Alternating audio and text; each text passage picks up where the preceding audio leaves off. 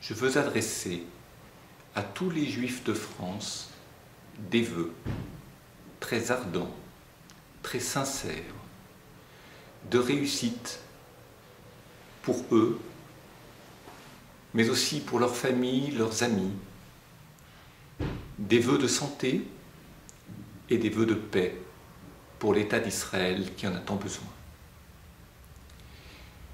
Rosh Hashanah sera l'occasion pour nous tous, au sein des synagogues, de prier, d'écouter le shofar, de se repentir, faire teshuva, c'est-à-dire faire un examen d'âme, de manière à ce que nous ressortions de la synagogue différents de ce que nous étions lorsque nous y sommes entrés. La teshuva, le repentir, sans doute en est-il beaucoup question à Rosh Hashanah, qui rappelle la création du premier homme. Non pas la création du monde, mais la création du premier homme.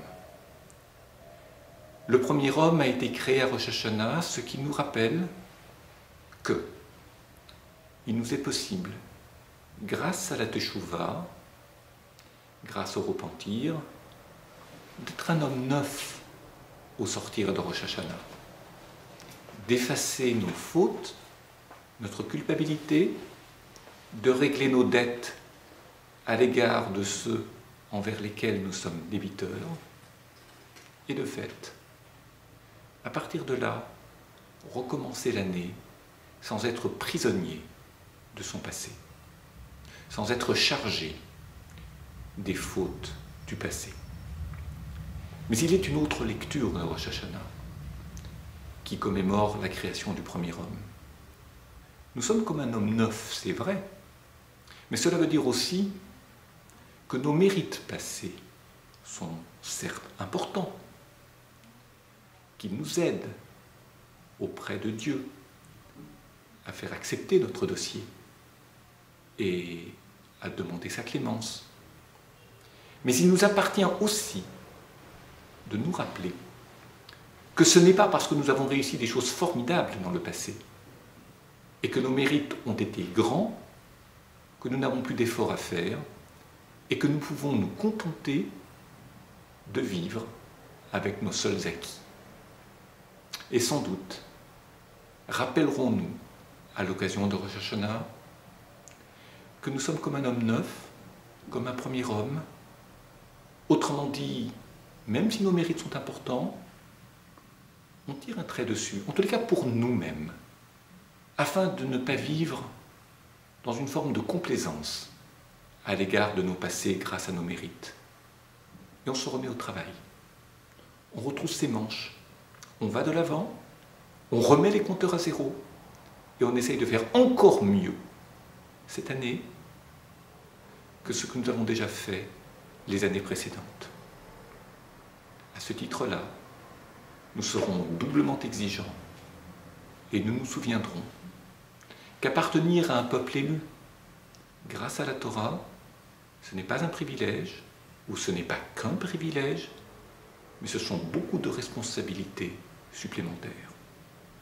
C'est à ces nouvelles obligations que nous pensons pour nous-mêmes, pour nos familles, mais aussi pour la communauté juive de France. Et cette année qui s'achève ne peut se terminer sans rappeler les souffrances qui ont été vécues pendant cette année, tout particulièrement au sein de la communauté de Toulouse, communauté à laquelle je veux redire mon amitié fidèle, mes pensées très proches, parce que le deuil qui a commencé là-bas au mois de mars n'est certainement pas fini.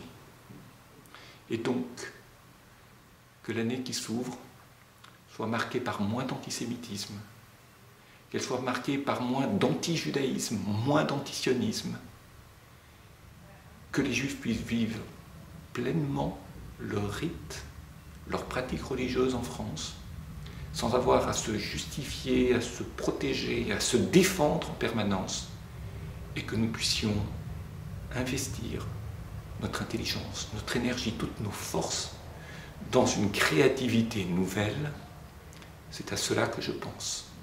En cette veille de Rosh Hashanah, avec des vœux profonds, ardents, très affectueux, de Shana Tova ou Metuka, d'années bonnes, d'années douces, que nous soyons tous inscrits dans le livre de la vie, à l'occasion de cette nouvelle année.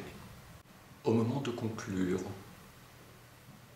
je ne peux m'empêcher de remercier Akadosh Baruch Hu, le Saint béni soit-il, de nous avoir permis, depuis Rosh Hashanah dernier, de retrouver Gilad Shalit, de l'avoir délivré des geôles de ceux qui haïssent Israël.